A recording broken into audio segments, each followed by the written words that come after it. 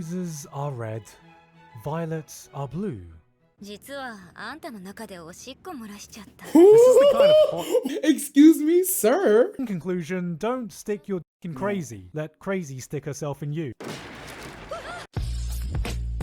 You nasty. Talk about some nasty Cassidy, man behind the camera director, here with another GIGGUK reaction, Spring Anime 2020. As we slowly but surely catch up to our current time, I am looking forward to watching this spring season anime. If you saw the winter 2020, you already saw that it was a very midwinter. I mean, like, it was cold. It was cold silence, almost like the Antarctic. But moving into spring 2020 anime, I'm looking forward to it. I'm really hoping it's a good, robust, you know, nice spring. Not like that one spring when your parents swang and that we just don't talk about that. But they stayed together, which is probably a good thing for you, but awkward for whoever they swung with that spring. I'm hoping with this one, GIGGUK, or well, I shouldn't say GIGGUK, it's actually not up to him. I'm really hoping this season was like, I can't believe I'm saying this, either presented some new stuff that I'm familiar with, or we get some seasonals that really pick it up. I find in the last couple seasons of anime, there hasn't been a lot of bangers coming out. But again, in its defense, this was right when the Roni started hitting, so I feel like bigger projects kind of got put on a back burner, maybe got hit with some delays because like, whoa, too much drip on your chip there, Mr. Sickness. We're not gonna drop this anime while the world is shut down. Or this was like the type of season where only anime that was already like finished and made and produced came out. So it's interesting, it'll be interesting to see what dropped in the spring of 2020, considering that was right around when that Roni kicked in full goddamn power. So with that being said, hopefully GIGGUK wasn't sick during this, because I feel like, I know you can't transmit it through like video, but like if I hear a I'm turning that shit off. I'm grabbing the Lysol and we spraying this whole motherfucking down. Anyways, we're gonna jump to this one. If you made this far, sub, like, all that stuff down below. Go run up on GIGGUK. So it would be like Nasty sent us. Show me some love. Yo, listen, if GIGGUK ever recognizes me or is like, yo, who's this director Nasty guy that everybody keeps coming into my chat and talking about? Hey, we did it, right? But if not, I understand. Fuck me, whatever. Reaction starts now. Hey, Garnt, aren't you meant to be working? Oh, well, you know, the world's going crazy right now and everyone's in quarantine, so I don't want to risk going to work. You know, I'm just trying to do my part. But your office is right there. Oh. Hey guys, it's your friendly neighborhood degenerates here. It's spring 2020 and the entire world is practicing social distancing while you're already a 5th Dan black belt challenger tier grandmaster at the thing. So while the whole world's on fire and fun has officially been made illegal, it's time to do our parts by showing the world what we call a pro-quarantine move. It's time to watch some seasonal anime. Or time to become a total neat shut-in, disregard your friends, family, and everything that you love, and finally have a reason to say, I'm not unemployed, I can't go to work. You're welcome.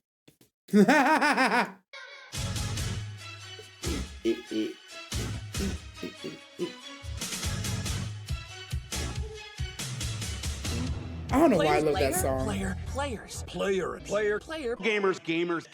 Players. Problem? Gaming. Oh, there's certainly a problem. We got a damn gamer. You know, sometimes you see this thing Goddamn which gamers. on paper should kick fucking ass, but somehow doesn't quite come together. Well, how about Eureka 7 meets Carolyn Tuesday with mechs driven by the power of rock music? You son of a bitch. I'm in. By all intents and purposes, I should love this show. An anime original with an FLCL-esque soundtrack, references to classic rock from Jimi Hendrix to Led Zeppelin, and a mid-2000s anime vibe that is so rare to find nowadays, but something about it just doesn't quite hit the right notes. Bazinga. Maybe it was the ugly CG mechs, maybe it was the bland monsters, maybe it was the forgettable characters, maybe it was the writing. But with a concept this cool and an OST that is screaming my kind of vibes, I really want to love this show. I just really hope it pulls it together because this should be fucking awesome. You know what? I gotta be honest with you guys. For the first time in a while, this season is actually quite safe. There wasn't really anything offensively bad or weird this time, but we got a lot of interesting stuff. So you know what? We're just gonna keep the memes light this episode and do a rundown of what's worth watching. PA Works are hitting us with a new anime-only original about a genius antisocial inventor taking part in a transcontinental race over America in Senku's Bizarre Adventure, Steamboat Run. Bizarre Adventure. I see a lot of promise in this one. Just looking at the characters and vehicle designs, everything's so vibrant and full of personality. It looks like this is going to be anime wacky races. Nah, it's Twisted Metal, bro. No, that's Twisted Metal. Unique setting of good old Japanese-speaking 1920s America. Ever since Shirobako, I feel like PA Works just hasn't quite hit the mark with its anime-only originals. But with the passion I feel being put into this and Violet Evergarden's composer Evan Cole doing the OST, I've got a good feeling about this one. To get our usual rundown of sequels out the way, Kaguya is back, we've got Fruits Basket, the book Isekai. Is anyone still actually watching Shokugeki? How have you not given up on this yet? Oh, we also got ReZero Season 2. Hell yeah! Don't forget about that. What's ReZero? Alright, class. Who here has an unhealthy hobby of watching things that emotionally obliterate them? You ever watch a single episode of an anime? I'm gonna tell you right now, yo, ReZero, when I watched ReZero, I did see ReZero Season 1, Season 2, but I think I saw ReZero maybe like in 2021 after it was done. Yeah, ReZero's, yo, fuck me up, bro. I was going through some things in life, and that shit was just way too close, because ReZero set me off. If you haven't seen the reactions, go to your boy Rock Lee's, go watch the ReZero reactions. I am literally foaming at the mouth, pissed off at some things, and there's other things where I'm like on the verge of tears. Absolutely riveting shit, bro. Absolutely riveting.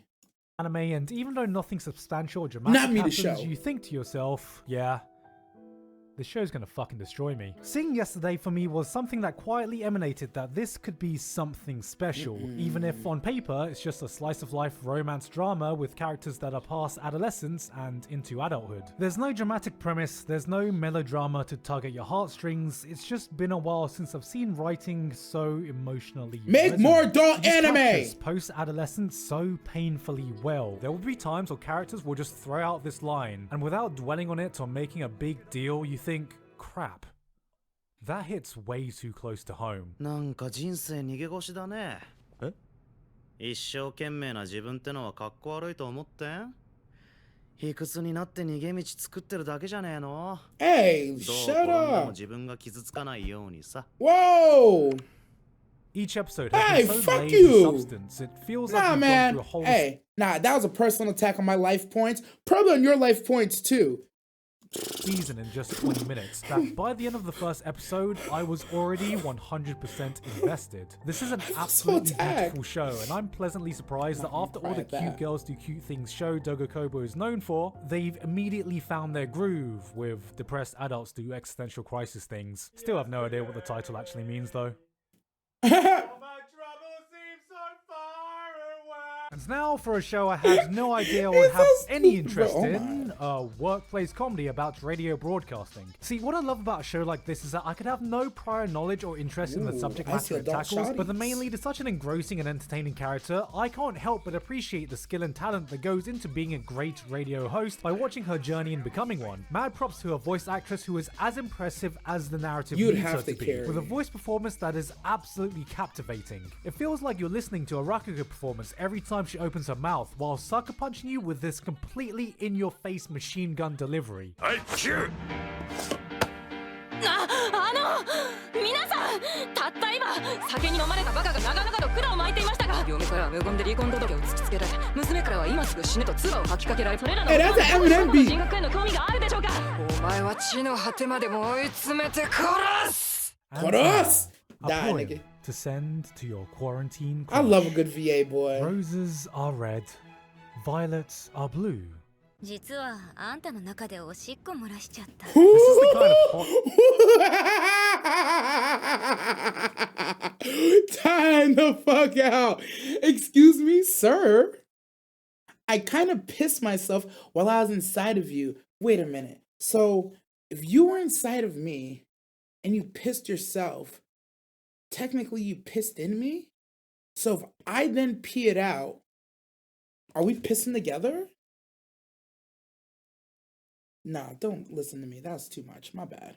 中でおしっこ漏らしちゃった。 This is the kind of hot, edgy mess my 16-year-old self would have absolutely eaten up. So it's a good thing I haven't actually mentally aged since then. So this has followed the edgy death game formula to a T. Gratuitous violence, horny as fuck. Here's what a spineless wimpy protagonist normally looks like in any other show. Here's what a spineless wimpy protagonist actually looks like to a mentally unstable anime girl in a death game. But even so, this one actually looks like it's got the production values to back it up. Look at this fight. What's most impressive isn't just the choreography or the animation, but it's how they've conveyed a sense of weight so well. You can absolutely feel the power behind these punches. A furry beatdown has never looked this good. Also, I've got to give a shout out to Claire. Normally we just see an over-the-top discount Gasai knockoff, but sometimes you find a character that's just the perfect amount of crazy that every part of your being is like, this is a bad idea. This is definitely a bad idea. She is not worth the risk.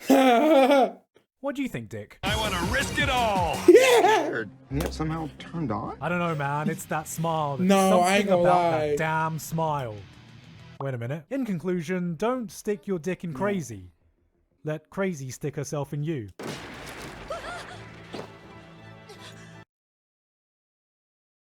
Did we just see the same thing? Nah, I gotta go back for that real quick. Also, where were you in the Roni when I needed you, GIGGUK? Huh? Now you tell me don't stick my dick in crazy? You're like 3 fucking years too late, my boy. 3 years too late. I needed you. You left me. I just want to see this part right here. Hold on. First off, the smile. Spitting about that smile. This smile right here with the little titty adjustment. Dangerous. I wouldn't put it in her if she's a college student. Oh, there's something about that damn smile. Wait a minute. In conclusion, don't stick your dick in crazy. Let crazy Right here. stick herself in you. What's that? What's that?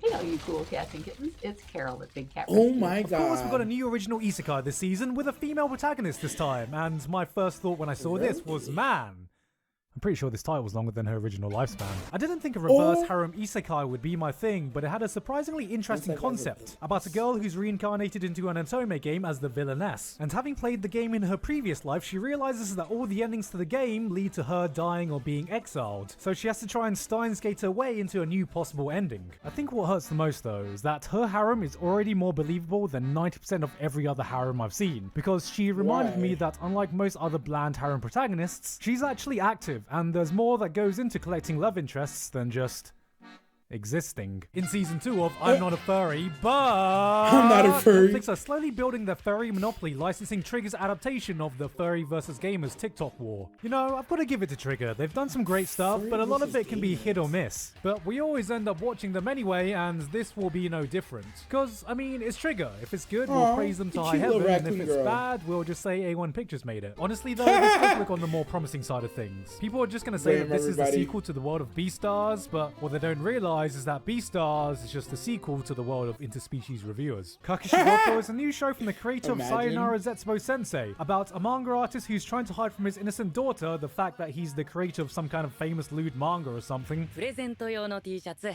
お持ちしました。 You know, I can't tell yet if this is going to be a nice wholesome comedy or if it's going to shred my heart to pieces. Probably both. We have a new comedy about a sugar daddy detective who's effectively figured... Hold on, time out. Imagine you're a hentai artist and you have kids and then you find out your kids are like doing stuff to your art. That's weird, right? That has to be like every hentai artist's like worst nightmare. Then again, if you're a hentai artist, the chance of you reproducing is very low probably, because that's why you draw hentai. Is that a little too mean? That might have been a little too mean. But then again, am I wrong though? I don't know. I'm not a hentai artist. I'm just director of things. To pieces. Probably both. We have a new comedy about a sugar daddy detective who's effectively figured out how to pay to win at life. So I'm Batman. not really sure how else to describe this show. What are your superpowers again? I'm rich. Yeah, that'll do. Looks like the moe flavor of this month is cute girls do fishing and cute girls do baseball. If you're just looking for some cute anime girls having some harmless baseball fun. Oh god. Oh god. that? Even with all That's the how I thought I was gonna cancellations, go. this might be one of the most balanced seasons we've had for a while. No one genre is dominating too much, and there's good enough variety that there's at least one show for everyone. But you may be wondering if there's any other shows I'm keeping an eye on in spring. Well, there might be one. I've heard of Tower of God. I haven't seen it though. It's been a while since I've been this interested to see how an anime will turn out. Tower of God is the first anime project that's come from a collaboration between Crunchyroll and Webtoons. It focuses around a tower that said whoever can climb all levels can be granted any desire they wish. Okay. Participants have to pass various tests on every level to ascend, and just from the first few episodes, you can really get a sense that a lot of thought has been put into the world building, the power systems, and filling it with a very colourful cast of characters. There's a talking alligator, a badass lizard girl, a dude who seems to have a very complicated family past, and then there's the main character, who's repeatedly risking his life in the tower just so he can get the chance to see some blonde chick. It's time to simp. So far, it's given off some heavy Hunter x Hunter vibes, in a good way, not to mention Kevin Bacon is also doing the soundtrack, so it's got a lot of things going for it. This looks like it could be some premium shonen junk food, but what interests me more is what it could mean for the wider anime landscape. Webtoons is a platform that has popped up exclusively during the age of the internet. Originating from Korea, it was a place where artists could upload their own stories and has been the place that has popularized Korean webcomics. Nowadays, it's populated with stories from people all over the world, but the fact that Tower of God is the first of a few shows to be adapted on the platform, this could spell a new era of this industry, because this opens up a whole new world of possibilities. Solo Leveling is in Webtoons, but you can bet if this goes down well, there's gonna be a lot of interest. Korean manhwa adaptations in general might not be a far off dream, and hell, what about the world of Chinese manhwa? Anything could be free game if this experiment pans out. Honestly, so make no mistake, if this turns out to be a good adaptation and a massive hit, which it very much looks like it could be, this could be one of the most important anime of recent times, and the show we look back to that signaled the start of a new landscape in the anime sphere. Also, Yuri is my girl. I'm just gonna claim her now. You all cool with that? I don't even care if she comes packaged in with her little dwarf helper. Oh, don't do Tyler one like that. That was Spring Anime 2020. Honestly, that seemed like a much better season of anime than the winter. A lot of things in this spring of 2020 I actually didn't see, but all the shows had some sort of intriguing premise. It caught my attention and it had me asking some sort of question. In the replay of things that played, they showed Food Wars, which I haven't seen all of Food Wars. I think I've seen in total like 20 episodes here and there, mostly because of Toonami. Kaguya-sama Love is War. I've seen all Love is War. I got that on my Patreon. That was fire, fuego, beautiful. I loved Love is War. I did the rewatch in dub, but on YBRs we did it in Japanese. The dub was actually not bad though. The dub Kaguya-sama was not bad. It actually carried in its own right. High level of respect for those dub actors. Not saying no respect for dub actors at all, but it's hard. It's very hard, in my opinion, for a dub to match up well with the sub, with the sub version. But Love is War did a fantastic job. Narrator was dope. Shinomio's VA was dope. Actually, everybody's VA and dub was dope on Love is War, and that's why it was goated, in my opinion. People will disagree. There was definitely a couple anime in this that I don't know if I would go watch the whole thing, but I was interested. The Listen one really caught my attention because lately I've been going through this iteration of where I'm like, why aren't people watching more mecha anime? Why do people hate mecha anime? And I think I'm gonna make a whole video on that because once I understood the anime tropes that come along with mecha anime, it made me understand why people don't like mecha. And newsflash, it has nothing to do with the mechs. Crazy, right? But you're gonna have to wait for that video. Comment down below if you think you know why people don't like mecha anime, and it's not the mechs, I promise, right? When it comes to the manhwa and the webtoons, funny enough, GIGGUK was actually dead on with his summary, his guess. GIGGUK was right in his guess that he predicted that there would be more webtoons and more webtoons, manhwa, and graphic novels adapted into anime or shows. Tower of God, I haven't read it, I haven't seen it, but I've heard things about it. People talk good about it, but nobody's like saying it's like top 10 or anything. So it might be worth a watch for sure, right? Number one. Number two, I've noticed that in the K-drama genre, there's a lot of webtoons that they took and they turned into shows now. I believe Uncanny Counter is one. I believe Strong Girl Bond Soon is one. I believe there was one or two others that we've watched where it's like, oh yeah, this was a webtoon. Oh, Weak Hero Class. I'm not gonna lie to you. I think of all the ones I just named, the only one that I know 100% sure that was a webtoon or manhwa was Weak Hero Class. However, those were all ended up being live actions, but GIGGUK was right. A lot of these webtoons, what I would call fan made or independently made graphic novels and manga, manhwa, whatever, webtoons, whatever you want to call it. The fan-made ones or independent ones have been getting pretty good adaptations as of recently. And to be honest with you, the ones that I've seen, they smack. I ain't gonna hold you. They actually smack. So it was interesting to see that Tower of God was apparently one of the first. And to see how far they've come in 3 years since then, it's like, oh, that's pretty dope. That's really dope. It's good for the industry, good for the independence, and I think it's also good for innovation, because oftentimes we get caught up in the high-end production, doing shonen onlys, doing the most popular show, or doing the manga that had the most sales, or just trying to really squeeze every dollar out of the community to only make the popular stuff. It's nice to see that independent work that is also very good can also get its shine and be adapted into something we can all enjoy. I like that, and I gotta try to remember more that have been adapted, but off the top of my head, those are the only ones I could come up with. But all in all, this spring 2020, way better than what winter 2020 was, considering this is right when the Roni like kicked in full smash, like uppercutting all of us right in the gut, taking 2-3 years away from most of us, people we love, and at the end of the time skip, a lot of us were not doing better than before the time skip. You know, time skip's supposed to happen and your life was supposed to get better. This time skip was like, yeah, fuck you. That's a fuck you time skip. For some of y'all, couldn't be me though. My time skip went crazy good. Just go look at the videos from then. My time skip was immaculate. Anyways, we're going to end this one here. If you made this far and you haven't already, drop a sub. Make sure you comment down below what I told you to comment down below. And if you didn't hear what I told you to comment down below in the video, the call to actions, go back and watch the video from the beginning so you make sure you get all those call to actions. I'm your man behind the cam. As always, never, ever forget. Stay nasty, y'all.